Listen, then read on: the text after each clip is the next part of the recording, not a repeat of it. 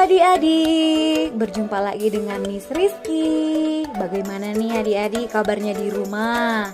Semoga kabar kita semua dalam keadaan baik ya. Dan tentunya masih semangat belajar walaupun dari rumah. Materi pembelajaran kita hari ini yaitu tema 2, selalu berhemat energi, subtema 3, energi alternatif di pembelajaran 1. Bagaimana jika energi yang kita gunakan sudah habis? Adakah energi penggantinya? Mari kita pelajari di pembelajaran kali ini. Bumi memiliki sumber daya alam. Contohnya minyak bumi dan gas alam. Sumber energi yang berasal dari minyak bumi dan gas alam merupakan sumber energi yang tidak dapat kita perbaharui. Sumber energi ini memiliki ketersediaan yang terbatas dan suatu saat akan habis.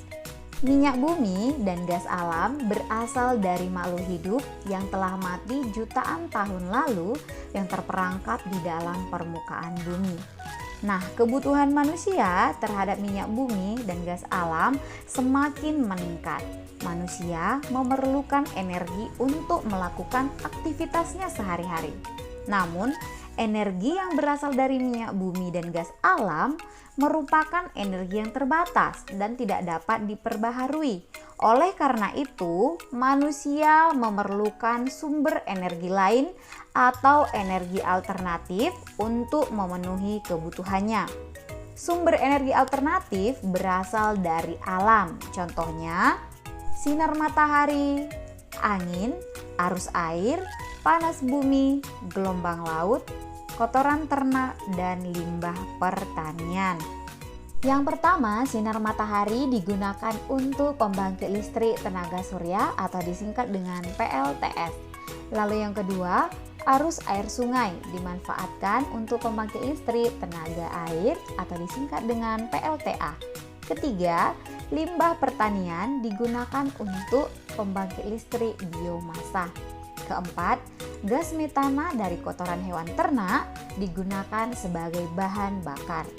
Kelima, panas bumi dimanfaatkan untuk pembangkit listrik tenaga panas bumi.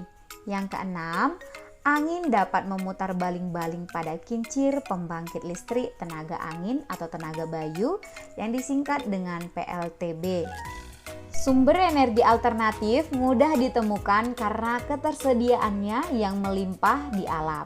Energi alternatif memiliki kelebihan dan juga kekurangan. Apa itu kelebihannya? Yang pertama, kelebihannya dapat digunakan terus-menerus karena tidak akan habis. Kedua, beberapa dari sumber energi alternatif tadi menghasilkan energi yang besar. Lalu yang ketiga adalah ramah lingkungan. Tapi ada juga kekurangannya. Apa itu kekurangannya? Kekurangan yang pertama, dibutuhkan biaya yang besar untuk membangun sarana pemanfaatan energi alternatif seperti pembuatan PLTA. Lalu yang kedua, jumlah energi alternatif dipengaruhi oleh musim. Misalnya, jumlah air meningkat saat musim hujan tetapi berkurang saat musim kemarau. Kita dapat memanfaatkan sumber energi alternatif tadi.